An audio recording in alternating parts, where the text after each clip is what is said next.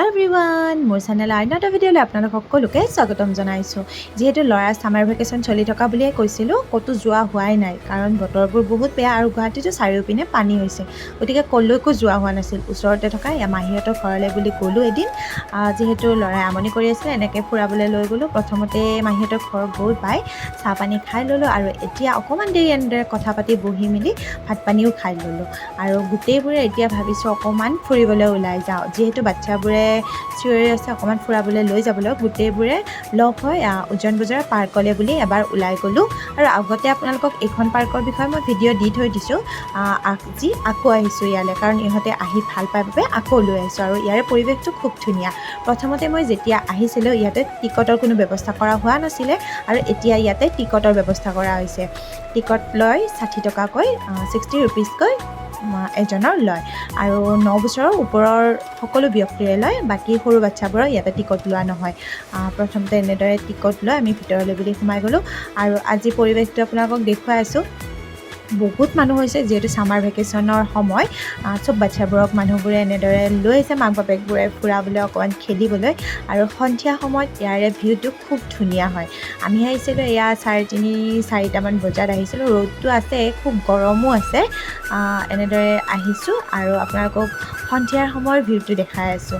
খুব ভাল লগা এটা এয়া পৰিৱেশ আৰু এয়া নদীৰ পাৰত যিহেতু ওচৰতে পাৰ্কখন হয়, ব্ৰহ্মপুত্ৰৰ ওচৰত খুব ধুনীয়া লগা এটা পৰিৱেশ আৰু খুব ধুনীয়া ভিউ।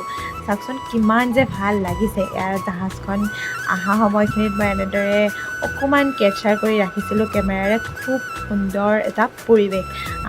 আপোনালোকক হয়তো কেমেৰাৰ জৰিয়তে মই সেইটো অনুভৱ কৰাব পৰা নাই, কিন্তু যেতিয়া মই তাত আছিলোঁ খুব শান্ত এটা খুব ধুনীয়া পৰিৱেশৰ মাজত আছিলোঁ। চেনেলত আগতেই এইখন পাৰ্কৰ বিষয়ে সবিশেষ ভিডিঅ' মই আগবঢ়াই থৈছোঁ, গতিকে আজি বৰ বিশেষ একো সবিশেষ ইয়াৰে বিষয়ে নকওঁ। মাত্ৰ পৰিৱেশটোৱে আপোনালোকক দেখুৱাম আৰু এটা স্মৃতি হিচাপত সৰু ভিডিঅ' কৰি ৰাখিছোঁ। যিহেতু বাচ্চাবিলাকক ফুৰাবলৈ লৈ আহিছোঁ ছামাৰ ভেকেশ্যনৰ সময়ত, এইবাৰ বাহিৰলৈ ক'তো ফুৰিবলৈ লৈ যোৱা নহ'ল আৰু চাৰিওপিনে যিহেতু বানপানীয়ে হৈছে, গতিকে ক'তো লৈ যোৱা নহ'ল। ভিডিঅ'বোৰত আমি সকলোৱে দেখি আছোঁ উজনিৰ অৱস্থা যেনেকুৱা বানপানী হৈছে। সঁচাকৈ দেখি মনটো বহুত বেয়া লাগে।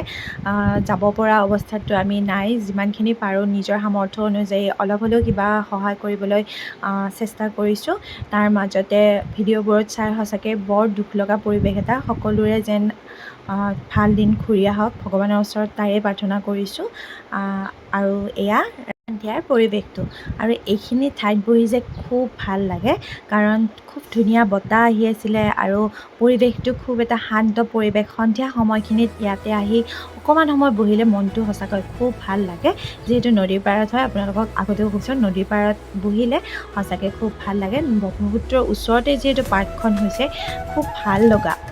আহিলে সকলোৱে গম পাব। যিসকলে আহিছে কমেণ্ট কৰিব মোৰ ভিডিঅ'ত। আৰু এয়া খুব ভাল লাগিছে। অকণমান এনেদৰে মই ভিডিঅ' কৰি ৰাখিলোঁ আৰু যদি ভিডিঅ'টো আজি ভাল পালে লাইক কমেণ্ট কৰিব। আকৌ আপোনালোকক নেক্সট ভিডিঅ'ত লগ পাম। সকলোকে ভিডিঅ'টো সম্পূৰ্ণকৈ চোৱাৰ বাবে ধন্যবাদ।